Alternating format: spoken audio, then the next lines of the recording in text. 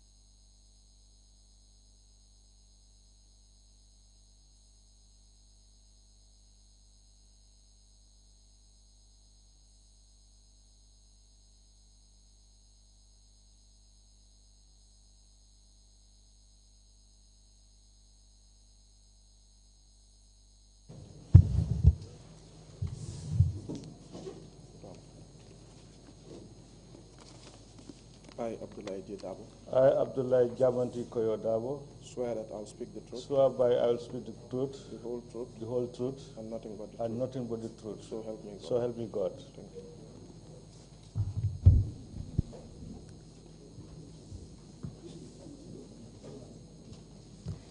Good morning, Mr. Dabo. Good morning, ma. Welcome to the TRRC. Thank you. I would like to thank you very much for taking the time to come and testify before the Commission. As you know, my name is Horeja Balagay. I will be questioning you today on behalf of the Commissioners. Before we start, I would like to draw your attention to the fact that there is interpretation into the local languages. Therefore, I would ask you to speak slowly. I would also ask that when I finish speaking, you allow a few seconds before you start speaking, and I will do the same as well. Do you understand? Okay. Perhaps you can draw the mic a bit closer to you so you don't have to strain yourself. Perfect. So today I will ask you questions about your personal details, a bit of background information about your education and your military career. Then we will talk about the events surrounding November 11th, 1994. And then we will talk about your arrest and detention. Do you understand? Yeah, ma. So kindly state your full name for the record. My name is Abdullah Jamanti Koyodabo. Can you tell us when and where you were born? I was born on June 21st, 1968 at Jara Pakaliba. Can you tell us a bit about your education background? Where did you go to primary school, secondary school? I did my primary school in Pakaliba Primary School. Then from there, I proceeded to Bansang Junior Secondary Technical School. Do you recall the dates when you went to primary school and secondary school? I went to primary school in 1978. Then I started my common entrance in 1985. Then proceeded to Bansang Secondary School from 85 to 1989. After you completed Bansang Secondary School, what did you do next? I did carpentry for almost 2 years. Then later, 1991, I joined in Gambian National Army. You joined in 1991. Do you remember the date when you joined? August 25th, 1991. Do you recall which intake that was? Intake 16. So can you tell us a bit about your career in the military? Tell us a bit about the training you had as well as promotions that you had. Well, after when we started August 21st, I was given that was our appointment date. Then after starting the training for almost 6 months. Then after 6 months into basic training, I was deployed to Delta Company at 1 Infantry Battalion, Yundum. Then from Delta Company, after 2 months, 2 months plus, then I was posted to the Army headquarters, where we attended a basic clerical course with the Nigerian training team. Then from there, sorry to interrupt you. What was your rank at the time? I was a private soldier. Please continue.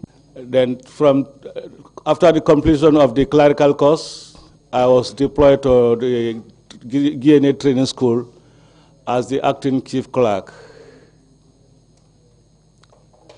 There I was until November 11, 1994, when I was arrested. As acting clerk, who did you report to? I reported to the AO, the administrative officer, that was Second Lieutenant Yankuba Toure. Do you recall what year that was or around what period that post? Yankuba was the administrative officer of the training school up to July 22nd, 1994. Where was the training school based at that time? The training school was at Farafeji. And when you say Yankuba Toure, which Yankuba Toure are you referring to? Yankuba Toure, the former minister of local governments under military junta. At that time, what was his rank? Yankuba was a second lieutenant. So thereafter, the July 1994 coup took place. Were you reporting to a different person after the coup? Yeah, it was after the coup, then that was the time when Peter Singate took over as the commandant training school. Then LF Jammeh was the administrative officer. At the time that Peter Singate took over, where was the training school?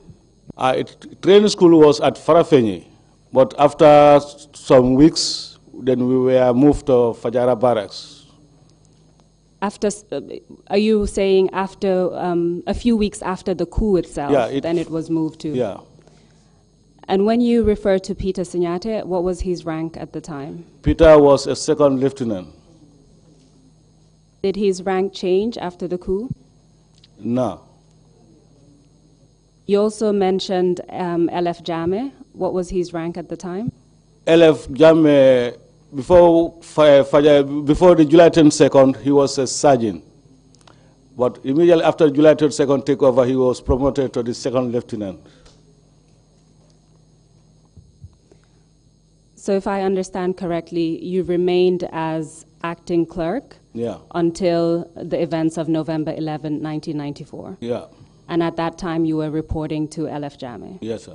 Okay.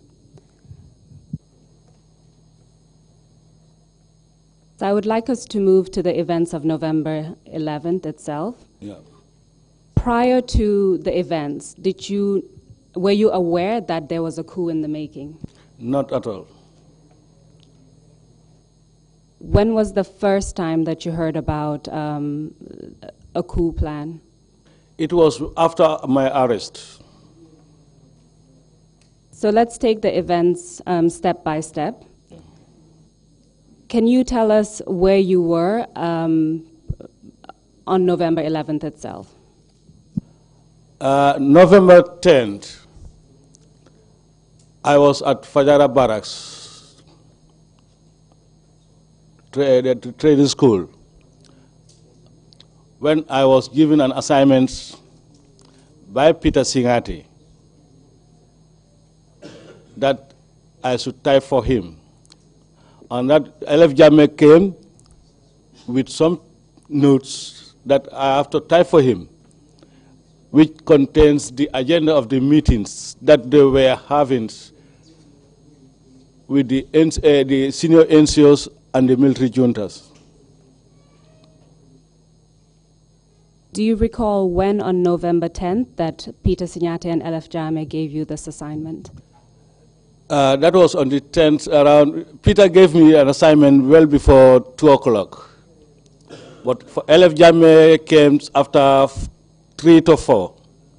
So let's start with the assignment that Peter gave you. Yeah. What exactly did he tell you?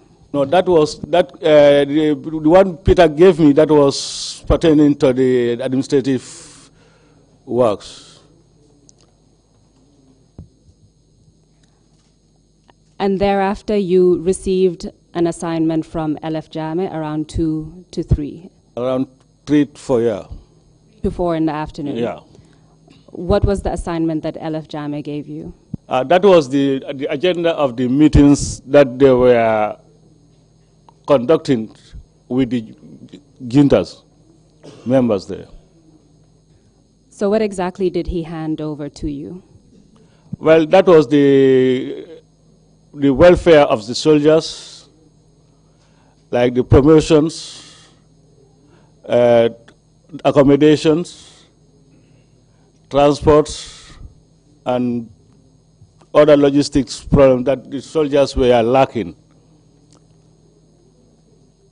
Based on the information that he gave you, Could you, who were the participants in that meeting? Do you recall any specific names? It was, what I know is the senior NCOs and the military juntas. Please name them as well as their ranks to the extent that you recall.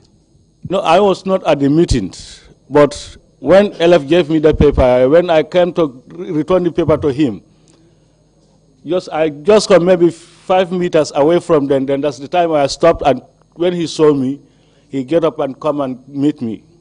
But there I saw Sana Sabali, Peter Singate, Edward Singate, Yankuba Ture, Sadibu Hydra were all present there. And when you say there, where exactly are you referring to? You know, Fajara Barracks, just after the training school. Just at the other end of the parade ground, before entering training school. So when you took these papers back to where LF Jame was, you saw all of these individuals? Yeah. Is that correct? Yes, sir. What were they doing at that time? No, they were just sitting, and they were on the meeting. You mentioned senior NCOs. Yeah. Do you recall any of the NCOs who were also present at the meeting? The senior NCOs that were at the meetings, I saw LF Jame was there. Sorijadama was there. Can you tell us their ranks? Sorijadama, he was a sergeant, but you know, immediately after the July 22nd takeover, most of the sergeants, staff sergeants were promoted to second lieutenants. So apart from those two, do you recall any other NCOs? I can recall Otu Trawale. Do you recall his first name? Abu Trawale. And when you say O2? Warrant Officer Class 2. Thank you. Please continue. Yeah. There I saw Sajakal was there. What is his name? Anyway, I think it's Juve. Something, I can't remember the name, but we call him Sajakal. That was commonly known, that all soldiers call him Sajakal. You said you recall that his name was Juve. Yeah. Does the name Alaji Juve sound correct to you? I can't remember the exact name, but... Well, let's make sure we identify the right person. What was his role at the time? Sajakal, you know, one time he was an instructor, but later he was a platoon commander. At that time, he was a platoon commander, I believe. What was his rank at that time? Second lieutenant. Do you recall any other senior NCOs who were present? No, this I can identify and recognize, but there were many, more than these numbers. Do you recall if there were more than 10? Yeah, there were more than 10. Were they more than 20? No, they were, together with the juntas, there could be more than 20. Focusing on members of the junta, do you recall who else was with them? No, for these people, I know them, and because Sana personally called me when I hand over the documents to LF, when I was about to go, Sana personally called me. Then I stood. I returned back to him and I complimented him.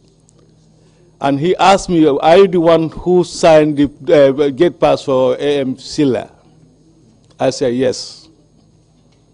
The gate pass of who? AM Silla. Kedek AM Silla, the late Kedek AM Silla. You know, before November 11th, AM Silla applied to meet the chairman, TRRC chairman. And why would you be the one signing a gate pass for him to meet the AFPRC chairman? You know, I was the clerk responsible for that. Any soldier on the training school who is all the soldiers and officers, anyone who is leaving your working place officially, you have to come and apply a gate pass, and you will be given a gate pass to go. If you don't have the gate pass, if you go, we will mark you award that you are out of absence without excuse. And when you say A.M. Silla, what do the letters of his name stand for? Amadou Mbake Silla. And it is your testimony that he was a cadet at the time? Yeah, he was the cadet. So you've told us that the meeting was between members of the junta. Yeah.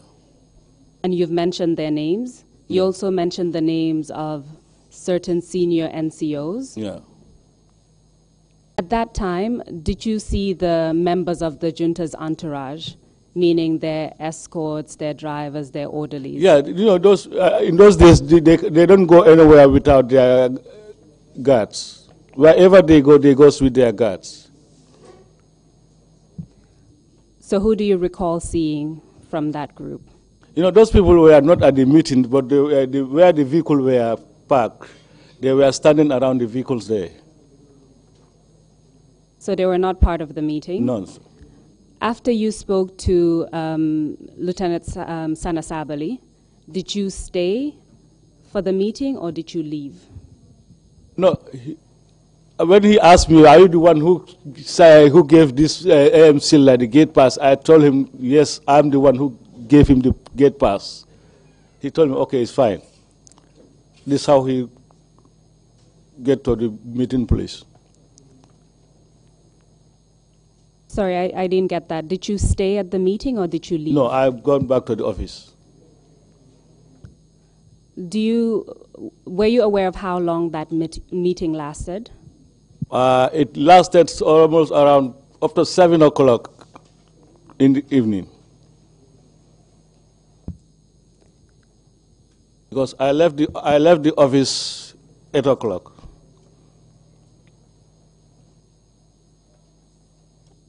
And you said the meeting started in the afternoon. Do you recall when in the afternoon? And after that also, after 3 to 4 days. And as far as you're aware, do you know the issues that were discussed at the meeting? Were you informed of the issues? No, I was not informed what they were discussing, but only the agendas that was given to me. That comprises of the welfare of the soldiers. I saw on those lists, but on details, I was not on the meeting there. So apart from welfare of the soldiers, did you see anything else on that agenda?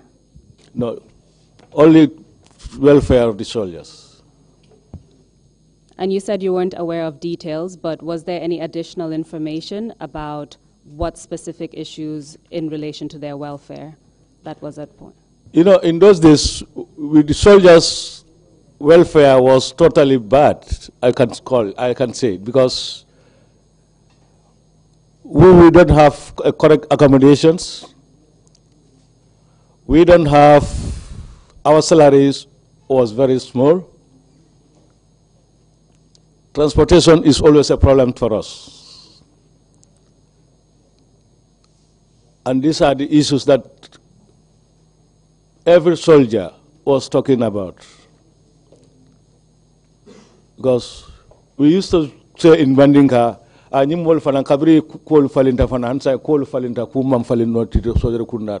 meaning government has been changed, but nothing has been changed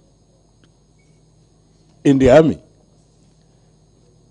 In fact, things were getting bad, worse than before.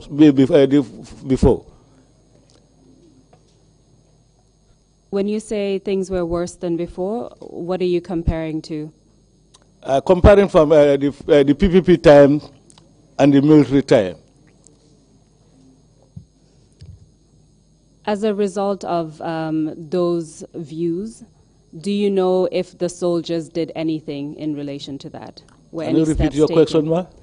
As a result of the view that things were worse after the PPP government, do you know if the soldiers did anything to address those concerns, apart from the meeting you discussed? Well, I was not aware of any. So the meeting took place, and you said it ended around 7 p.m. Yeah, And you were still at the barracks until 8. yeah. Can you tell us what happened after the meeting ended? What It do you was recall? after the meeting, LF Jammeh and Peter came and met me in the office.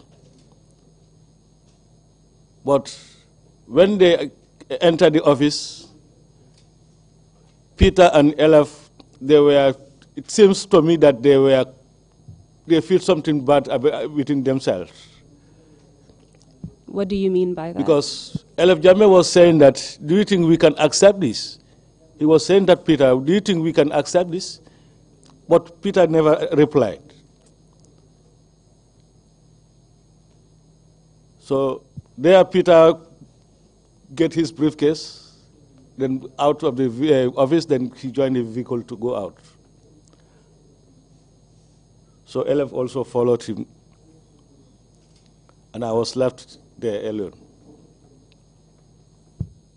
So what happened after that? It was after that I went to my house, relaxed, until around 11, 12, when I wake up. Then LF Jammeh came and knocked my door. Are you ready? I said, yes, I'm fit to go now. Then he said, let's go. Were you planning to go somewhere?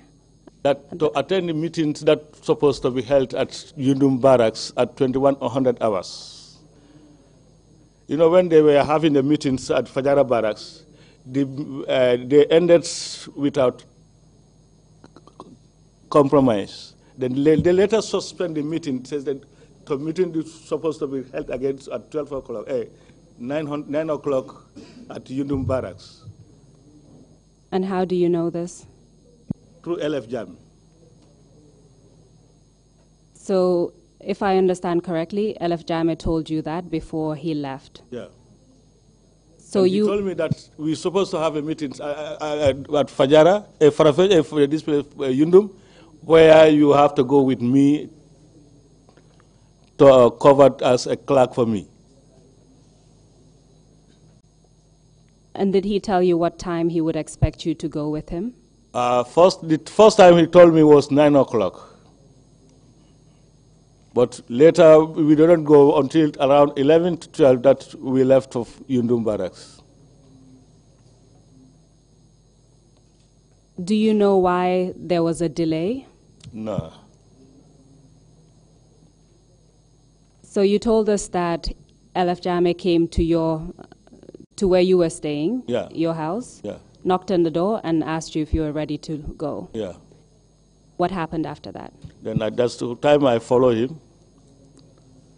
Then we came up to the Amory. He stopped. Then he entered the guard room at the Amory, signed a weapon, came out, he wanted to go. I said, sir, do you think it's safe for me?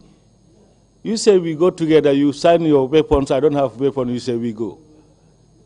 Am I safe? Then that's the time he said, you Jaranka man, you left a pistol like Jawkele. What does that mean? That means I don't know how to translate that in what seems that we want to. I'm lost anyway. I cannot translate that. I don't know. Someone can help me. You are too paranoid. Yeah? You are being paranoid. Okay. That's why I said worry about that. I say, look, how can you say we go somewhere else? You sign a weapons, and I don't sign a weapon. You tell me to go with you. Then it's better I go home.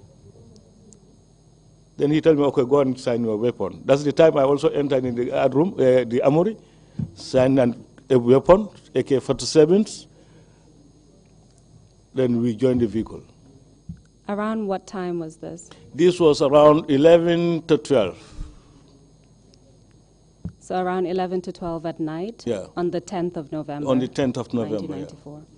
You said you took a vehicle. It was yourself, LF Jame. Was anyone else in the vehicle? Yeah, the vehicle, Sorija Dama was there, but when we reached Banjurindi, I believe that's where Sorija Dama dropped from the vehicle. And according to what you stated, Sori Jadama was a sergeant at that time.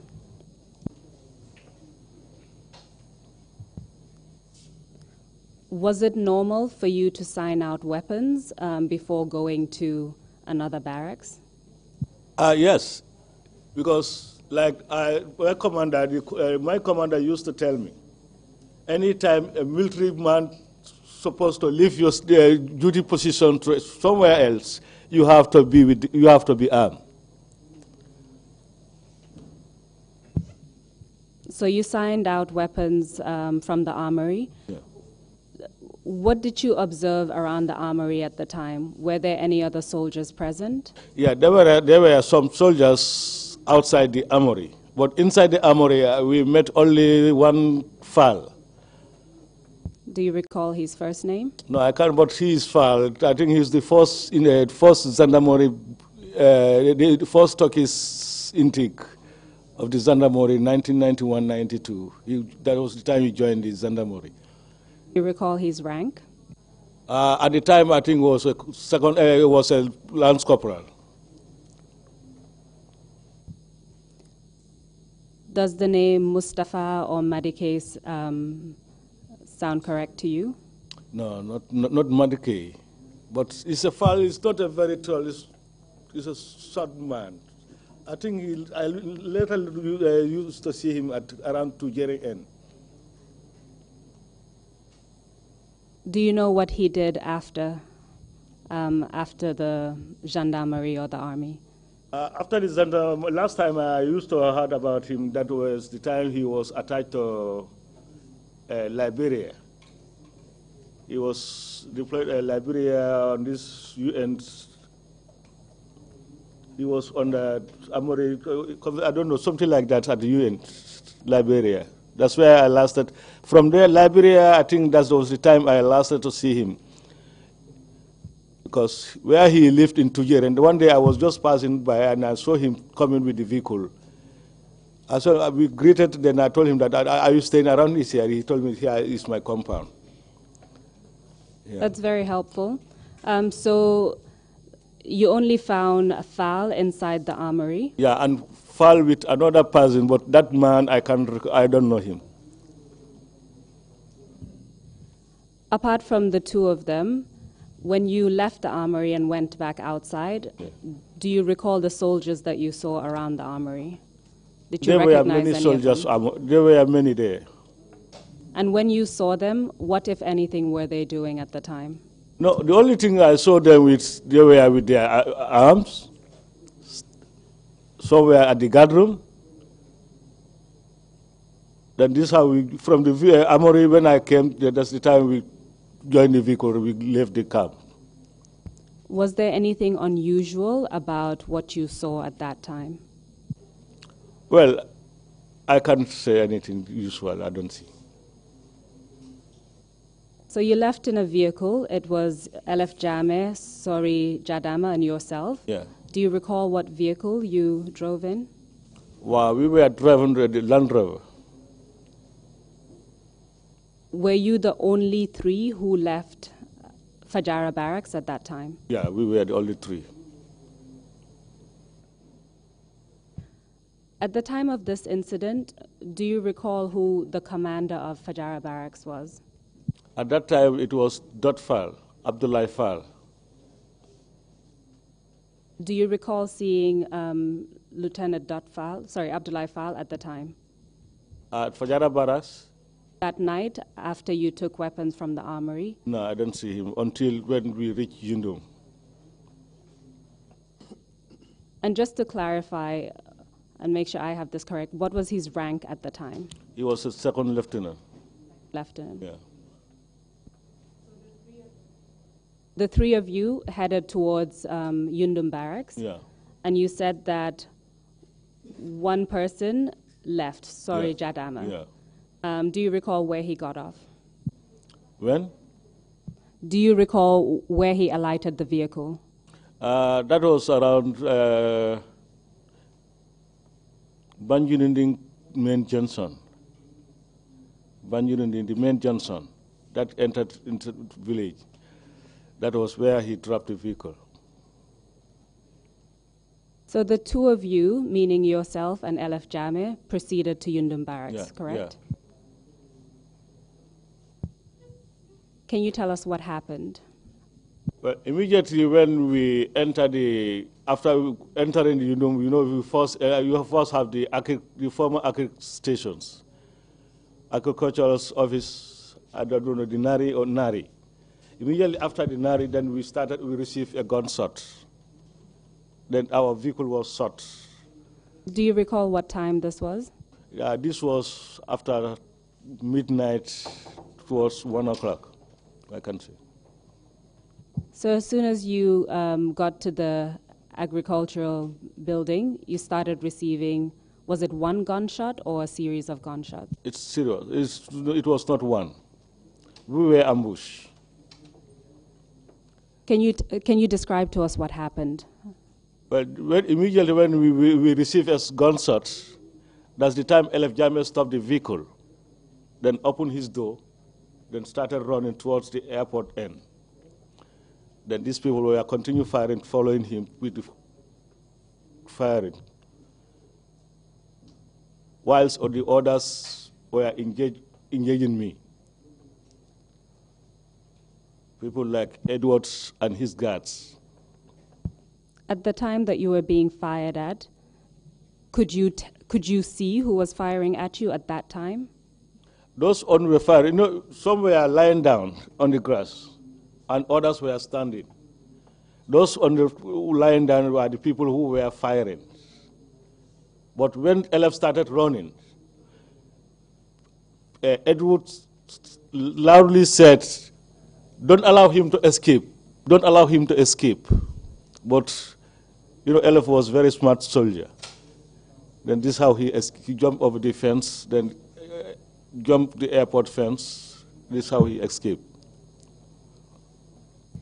And while you were being fired at, what did you do?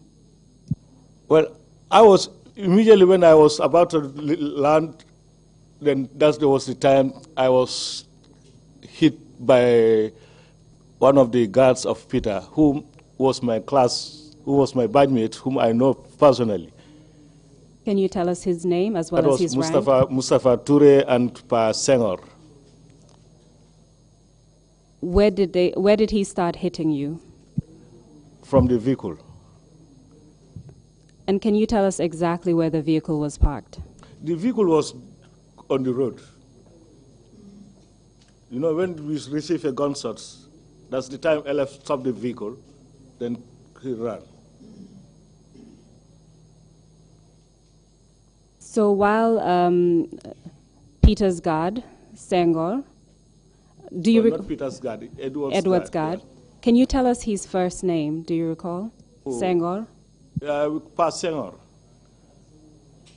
What was his rank at the time? He was a private soldier. You said he was beating you. Yeah, with Mustafa Toure. What was Mustafa Toure's rank? Mustafa was also a private. And what was his role at the time? He was also a guard of Edward. So both of these individuals, guards to Edward Sinyate, were hitting you. Can you tell us how they were hitting you? No, they were hitting me with their legs, hands, gun butts. They were hitting me with their AK-47s. Some would kick me with their legs, some would knock me with hands.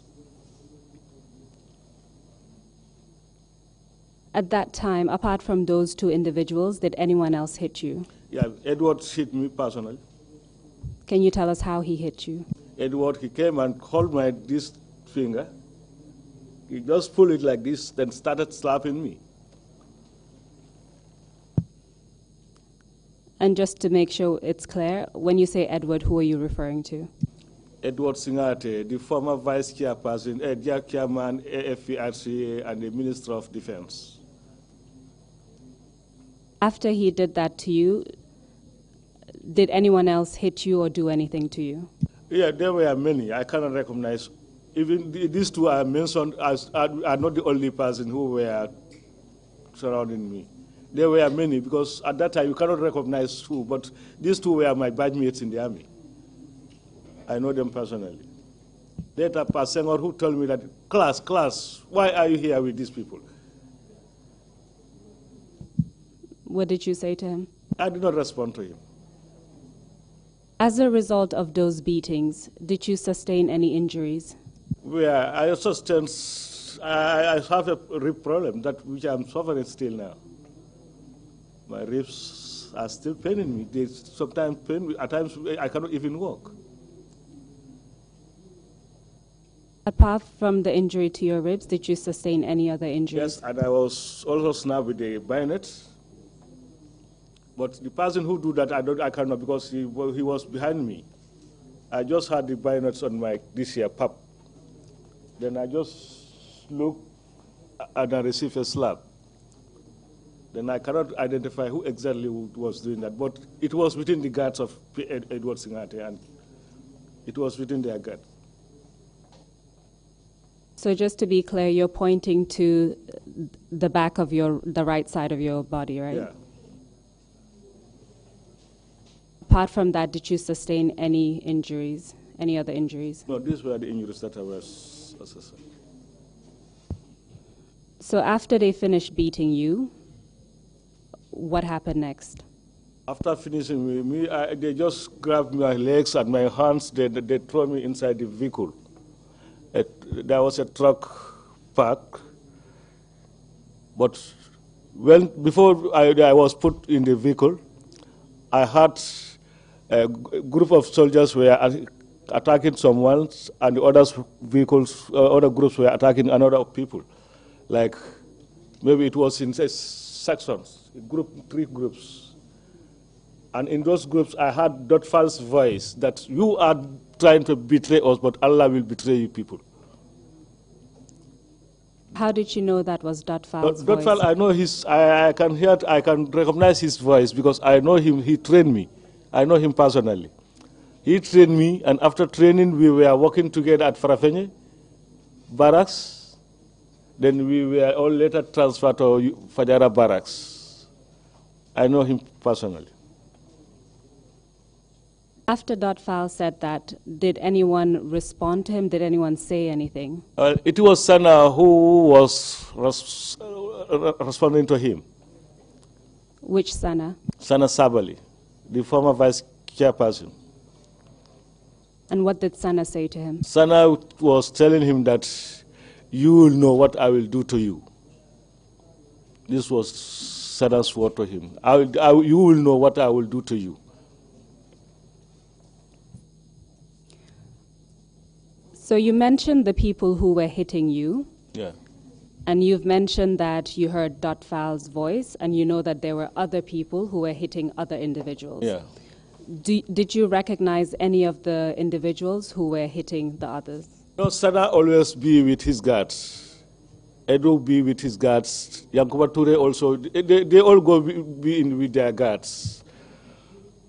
But for Edward, where we were, it was where Peter Singate, you know, Peter was always beside his brother. Peter was together with the guards of this man, Edward. I know this occurred at night, Yeah. but I'm still trying to understand who you could recognize at that time. Well, I could recognize these people, but when we were all gathered at, maybe we'll come to that, when we reached mile 2, that was the time I started recognizing most of them. So let's take it step by step. We're still at Yundum Barracks. Yeah. You heard Dotfal's voice. Yeah. You heard what he said. Yeah. And you heard Sana Sabali's response. Yeah. Did anything else happen to Dotfal, as far as you know? Well, Dotfal, what I know was he lost his jaw. His jaw was completely hit by these things, the butt of the gun. That here, even by seeing him, his mouth cannot even close. He just will, this was how he was. The jaw was completely out here.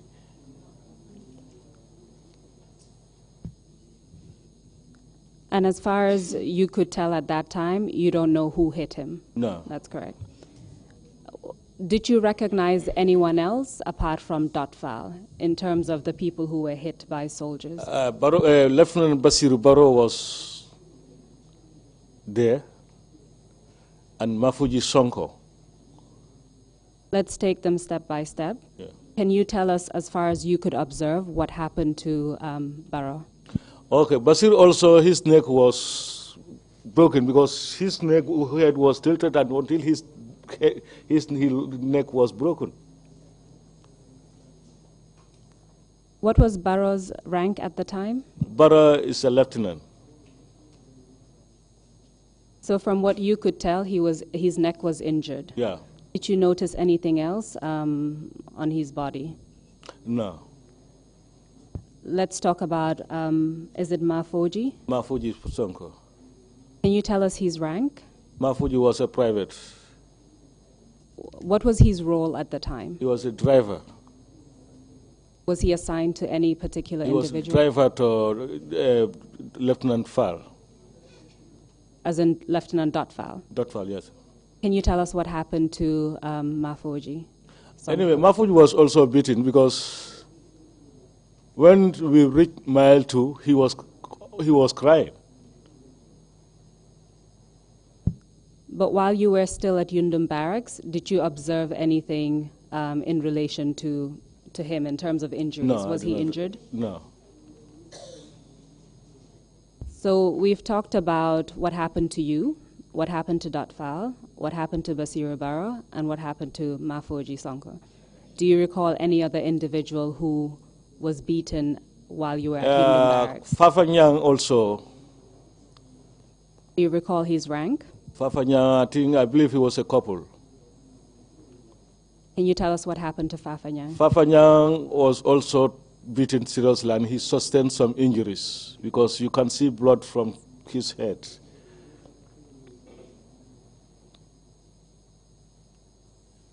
At that time, could you tell who hit Fafanyang or what was done? I cannot say that. Okay. Apart from Fafanyang, do you recall any other individual who sustained, who was beaten actually? No, these were the people who I can recognize at that time.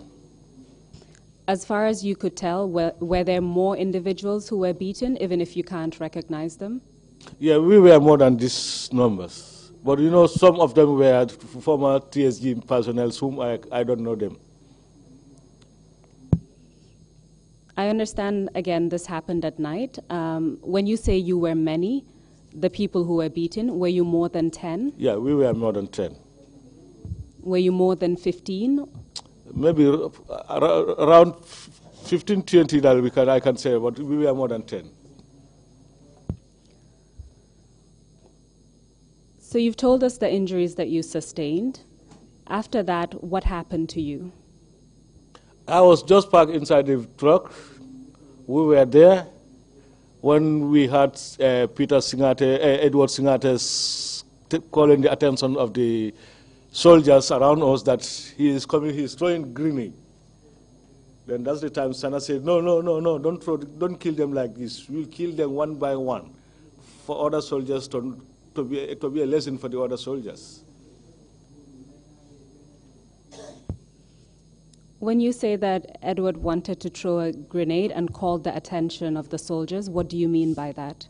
You know, you cannot just jump and throw the grenade in the public like that. You know, in military, you have to take cover.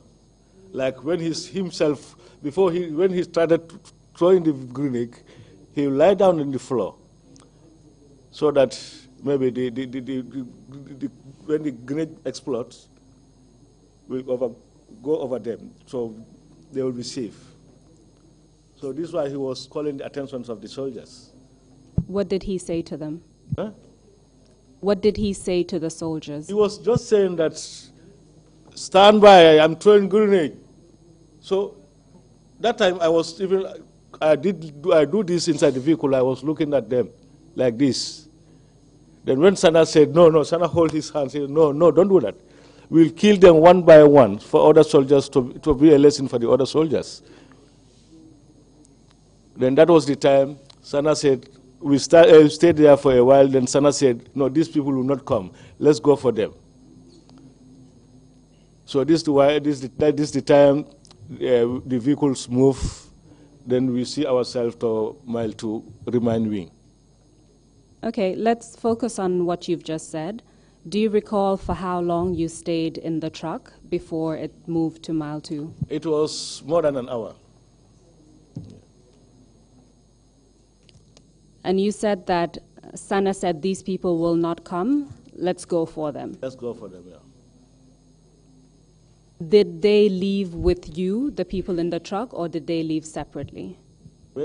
Whether Sana and his group left with you, the people in the truck, or they left separately? No, we all left together. So you all went to mile 2 together? Yeah. Can you tell us how you went to mile 2? We drove to mile 2 when we entered at the remain wing. That day, I believe one Sana was, in fact, insulting one prison officer there. Because the person told him that, but remand wing is full. So step by step, you arrived at mile 2. Yeah. You were in the truck, but Sana and others, were they in front of you or were they behind you? They were in front of us. So when you arrived at mile 2, take us step by step to through what happened and where you were taken. Yeah. When we were taken to mile 2, we go straight to remand. We go straight to remand. Then the guards there, when they knocked, the guard said, but here is full. Sana said, even it's full, transfer the others to the other cells and let them be there. We're coming for them maybe very soon. So we were parked in one cell with the other detainees we met there. And this is in the remand wing? Yeah, remand wing, yeah. At that time, were you able to identify how many of you were taken to the remand wing at mile 2? I can recognize others, but I don't know them. I've seen them, but I don't know their names because they were these former gendarmerie officers. Those I don't know them personally. Well, let's start with the people that you recognize. Tell us who was with you at mile 2. With mile 2 was Bafuji Sonko, Basiru Baro, Lieutenant Dotfal, Fafanyang, and there was one lieutenant whom I can't recall his name. I don't know, Nyancho. Do you recall his rank, for example? Nyancho, he was also promoted to the second lieutenant, I think. And do you recall which part of the army he worked for? Nyancho, he was at Yundum Barracks. Who else do you recall? For the army, these were the people I can recognize at that time. You told us that you were more than 10, about 15 or so. Is that correct? Maybe so, around that time. Okay. So when you arrived at the remand wing, you were all pushed inside. Can you tell us what happened there? No, we were put inside. They locked us. These juntas, they left. After some hours, they came back again, opened the door. Then we were taken to the Fajara barracks. Okay, before the time that you left mile 2, I just want to find out whether you could tell what kind of injuries different individuals sustained at that time. What could you observe in terms of the injuries? you can see blood from on their heads, some on the body. Because I remember one that was he's a former TRRC personnel. I can't remember his name, but he was seriously hit by the bayonet. They snapped him with the bayonet on around his ribs, and he was crying that he will die, he will die, I will die, I'm dying, I'm dying. So we were there, and later we taken to Fajara barracks. While you were there, did any discussions take place amongst you, the detainees? Not only with Barrow and Dotfal. I personally talked to those people because, you know, Barrow, Fal, I told you that he's the one who trained me. And he is very open-hearted mind to me. Anytime and anything that I need from him or any concern I have for him, he always tell me that come to me and I'll assist you. And Barrow was my relative, I can say it. And I know him personally, and I used to go and meet him for more advices. Well before July 22nd takeover. So can you tell us the conversation you had with Lieutenant Dotfal and Basiru Barrow? No, at that time, Dotfal cannot talk. He was only doing sign. He can only sign because I said he completely lost his jaw, this down jaw. He completely lost it. Even by scenes, anyone who wants to just look at him, you'll cry. You can't imagine who know Dotfal, and on that condition, it was terrible.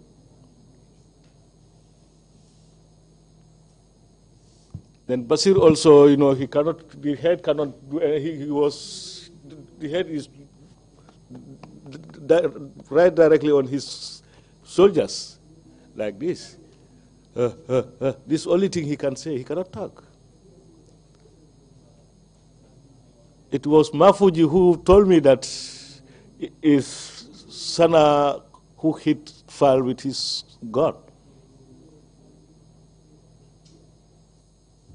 So Mafuji told you that it was Sana Sabali who Mafuji told me that it was Sana who hit Dotfal on his jaw with the butt of the gun.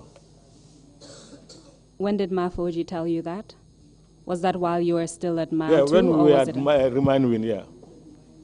You said that Dotfal was using hand gestures, and Barrow couldn't really speak either. No.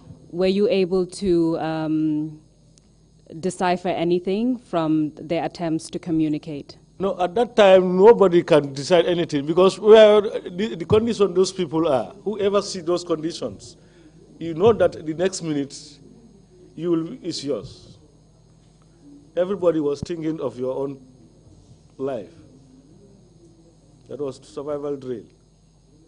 So apart from Mafuji, did you speak to anyone else while you were still at Mile 2? No. It was only Mafuji that I spoke to, until when we were out of the cell. That was the time I talked to Babukar Jatta, the then army commander. Well, let's talk about how you left Mile 2.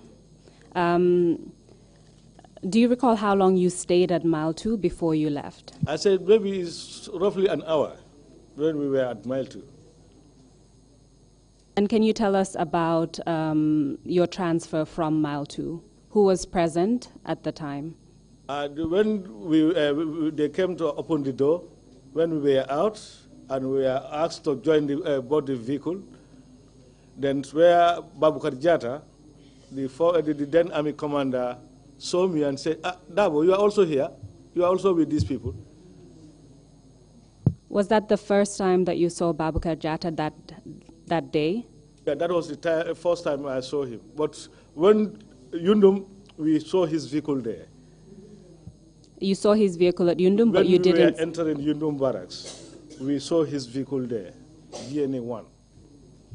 But do you recall seeing him at Yundum at the time? At Mile 2. So Mile 2 was the first time you saw him? Who else was present when you were being transferred from Mile 2, apart from Babukar Sana Jatta? Sabali was there. All these juntas, Sana Sabali, Edward Singate, Yankuba Ture, Sadib Hydra, Peter Singate, with their guards, were all present. At that point, could you recognize any of their guards? I can recognize this man, Usman Sonko. What was his rank at the time? Usman Sonko was a lieutenant, who was later became the Minister of Interior. Then Maud Baji. What was his rank? Maud Baji was a major. Then you have Babukar Njai. Babukar Njai, who was a private soldier. Then you Was have he assigned to anyone? Babukar, I think he was assigned to Sana or Sadibu. These two, he was assigned to this Sana, yes. He was assigned to Sana Sabali. Then you have Mustafa Ture, known as Churo, Pa Senghor. You told us earlier that these individuals were assigned to Edward Singate. Yeah. Please continue. Then you have Jakaria Dabo. Can you say the name again? Jakaria Dabo. Jakaria. Dabo, yeah. Okay. He's, What was his rank? He was a private soldier. I believe now he's with the Immigration Department. Who was he assigned to at the time? Jakaria was assigned to Sadibu, I believe. Yeah. Then we have Buba Jame. What was his rank at the time? Buba Jame was a private soldier. Do you recall who he was assigned to?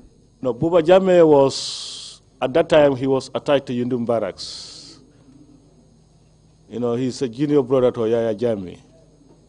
We call him Kalilai too, Kalilai Junior. And you have Lance Corporal Lamin Fati was there. Do you recall who he was assigned to? Lance Corporal, at that time, I don't know exactly whom he was assigned to, but he was there. Then Alhaji Martin also was there. Do you recall his rank at the time? At that time, I believe he was either a staff sergeant or 002.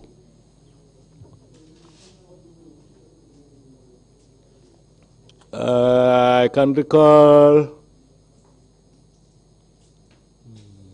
until I refer, can I be referred to my file, please, if I can be granted? Do you have a file with you here? Yeah, I have a list that their names were listed. How did you prepare that list? Eh? How did you prepare that list? You know, when I was writing my statement, later those arrested, I compiled them together, and those who I recognize, I listed their names. And did you list all of these names from your own memory? Or Yeah, were from you my own assist- memory. Yeah. You may refer to that. Okay.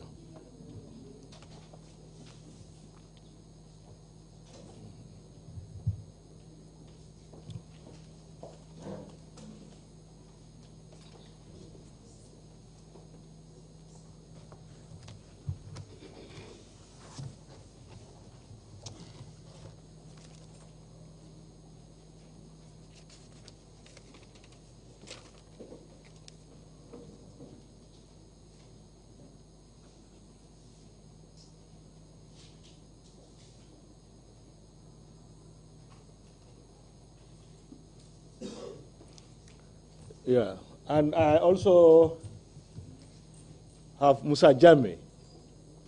Buba Jame, Musa Jame, yes, these were the people I recognized, and Lamin Fati. Musa Jame, what was his rank at the time? Musa Jame, I believe he was also a 002. Was he assigned to any particular No, he was individual he was or post? attacked to State House. So you saw all of these people, meaning the various council members, as well as the people you mentioned, meaning their guards and the people who were with them. Yeah. You also mentioned Army Commander Babukar Jatta. With this big entourage, can you tell us what happened next? Where did you go when you left Mile 2? When we left Mile 2, we went to Fajara Barracks. Do you recall around what time this was? This was around after 1 to 2. I believe from around 2, 1, 2. This was the time we were taken to my Fajara Barracks. Okay, let's make sure we're clear about this. So it's around after midnight that you arrived at Yundum Barracks. Yeah. You said that you fell into an ambush. Yeah. Then you were arrested, beaten. A number of individuals were beaten. Yeah. Then you were put in a truck. Yeah. And you were in that truck for about an hour or so. Then you were taken to Mile 2. Mile 2. And you were in Mile 2 for about an hour. An hour, yeah. So this is very early in the morning. We're at least looking at after 2 a.m. in the morning. Yeah, it was after around that, from 2 a.m. upwards. Okay. So can you tell us what happened when you arrived at Fajara Barracks? When we arrived at Fajara Barracks, we were asked to parade.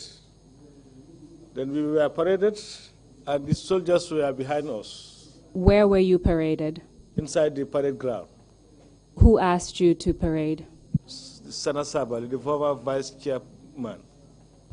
How did you get out of the truck in order to be paraded? When we reached there, they told us to on board. Then we come by ourselves. Let's this man, Yanko Sana Sabali, this man, Dotfal and Basiru Baro. Where were Dotfal? They were lying inside the vehicle. And I'm the very person who even carried Basiru Baro from the vehicle. When he stood, he cannot stood. Then they tell me, leave him. And later the soldiers came and wake him up. Then bring where we were paraded. He was standing, he cannot stand, then he fall down again. So you said Basiru Baro and Dotfal were still in the truck. You helped Basiru Baro. What happened to Dotfal? Dotfal also, somebody, I don't know who among the soldiers who pulled him out of the, he was even forced. He held his leg and just pulled him out of the truck on the ground. Then they carry him where we were paraded. And Dotfal also, at that time, he cannot stand. Do you recall who pulled him out of the truck? No, I cannot remember the boy, but for Basiru Baro, I am the very person who made Basiru out of the truck. You said you were paraded. Yeah. What were you wearing at that time? We were naked. We were stripped nakedly. Who stripped you naked? Immediately you are arrested, they take everything from you. So let's make sure this is clear. At what point were you stripped naked? At Yundum Barracks. All of us who were arrested at Yundum, we were all undressed. Everything that was within our body was taken out. So you were transported to Mile 2 while you were naked? Yeah.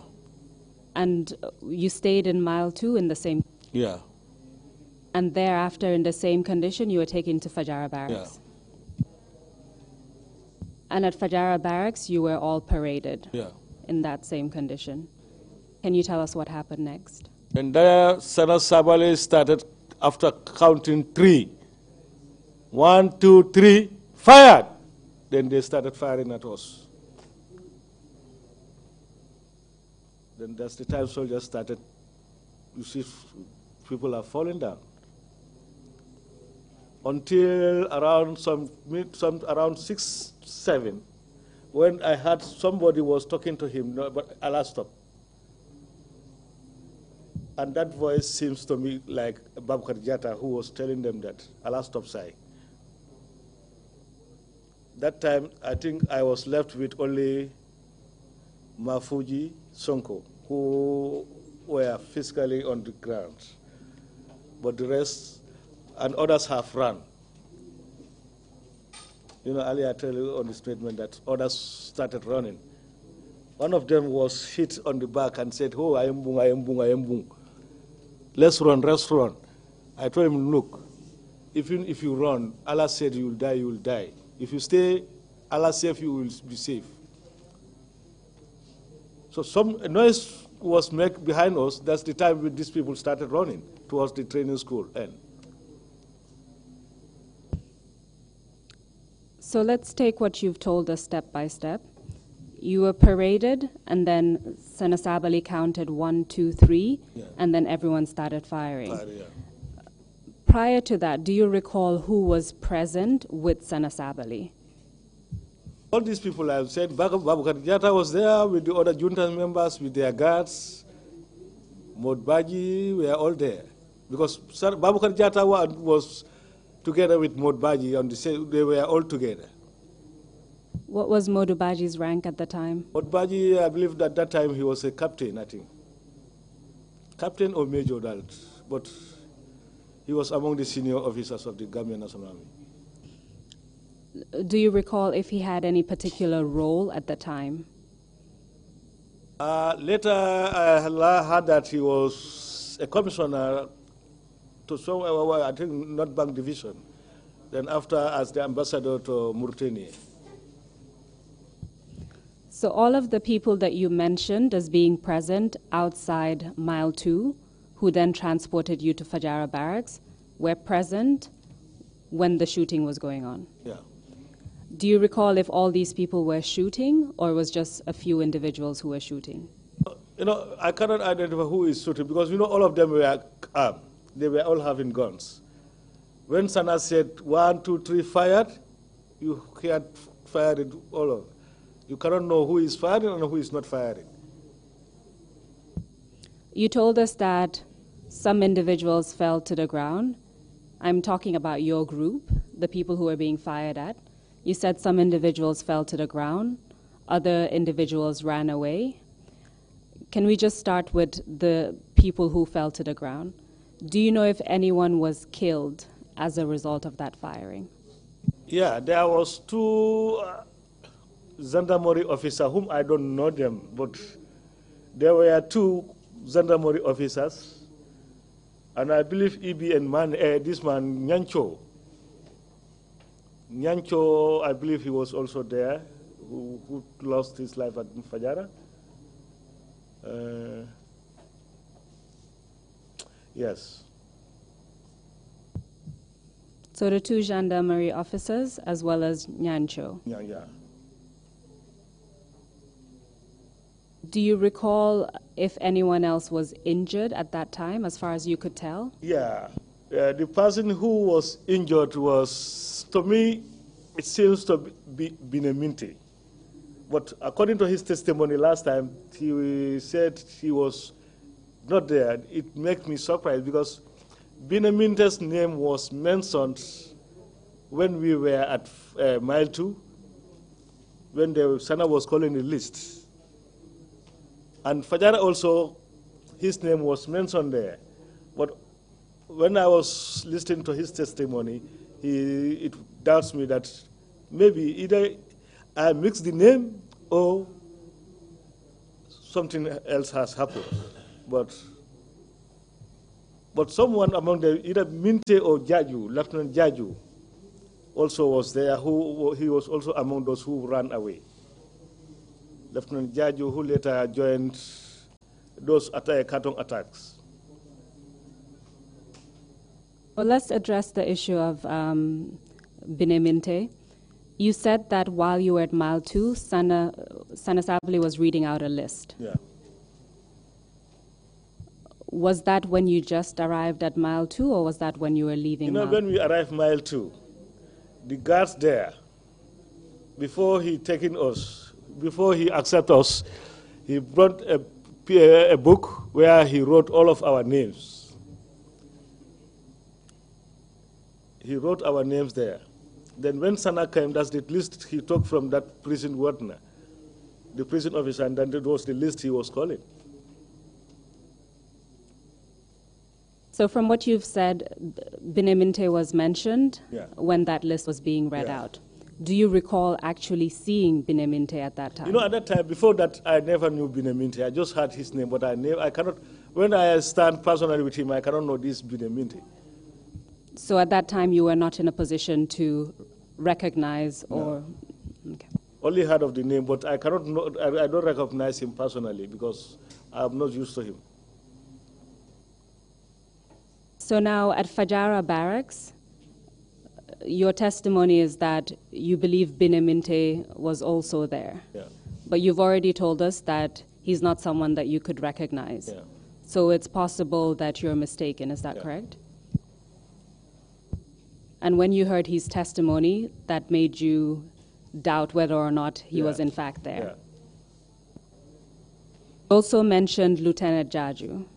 Yeah. Recall seeing him at Mile 2 as well as at Fajara Barracks, or was it only in one of those locations? Yeah, I saw him in Mile 2 and Fajara Barracks also, where he ran. Prior to that, did you know Lieutenant Jaju? Lieutenant Jaju? No, I met him once. He came to the training school. And he asked for assistance. He told me that I know that I heard that you are a good typist. So I have some documents for you to type for me quickly. I said, okay. But not now, because now I'm doing official duties. It was after when we closed work, that's the time I started typing his documents for him. So it is your testimony that you recall seeing him at Mile 2? Yeah. And as well at Fajara Barracks? Fajara Barracks. We have about 3 minutes left. Can I continue asking questions, Mr. Chairman? Thank you. So you told us that, so far you've told us that 3 individuals died as a result of that shooting at Fajara Barracks. Yeah. Do you recall around what time that event occurred, the shooting of detainees? This was after 2 o'clock to 6 o'clock. This was at that time. Apart from the individuals who you mentioned as having been killed, you mentioned that there were individuals who escaped. Yeah. Do you recall who escaped? No, those who escaped, actually, when I said this either Minte or Jaju, who was hit by bullets, had said, oh, let's do, I am bung. Meaning, I'm shot, let's run. I said, no. So there was a noise behind us that Sana was addressing that. Then that's the time these people started running towards the training school end. So just to be clear, do you recall if it was one person running or no? There were many. There were many. There were many. There were more than 3. More than 3 people running away. I believe you also mentioned that some people were injured as well, apart from the people you've just mentioned now. Yeah. So those who were killed as a result and people who were injured but were running away. Yeah. Who else do you recall? No, these are the people I can recall. Because, I told you that most of these TSG personnel, I was not used to them. So after those individuals ran away, what happened next? What happened to you? When they followed those people and they didn't never get them, when they came back, some of the soldiers came back that they didn't get them. That was the time I heard somebody was talking to Sana, that Akanyant. But that was Babakar Jata who was saying that to Sana. So that was the time we were ordered to board the vehicle again. And Sana told me, neighbor didn't see Kako. Meaning, come and get your relative. Then I have to come back and get Basir Baro again, transport him to the vehicle. Then I joined the vehicle. Then we left Yundum Barracks. And which vehicle are you referring to? Is it the same truck? The same vehicle. I believe this is a good time to stop. Mr. Chairman, we'll proceed after the break. Thank you. Thank you very much, Council, and thank you, Mr. Abdullahi.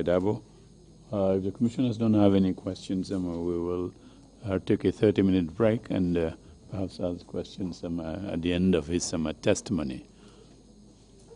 Okay, no questions. Thank you very much. So we'll take a 30-minute break, come back at 12 noon.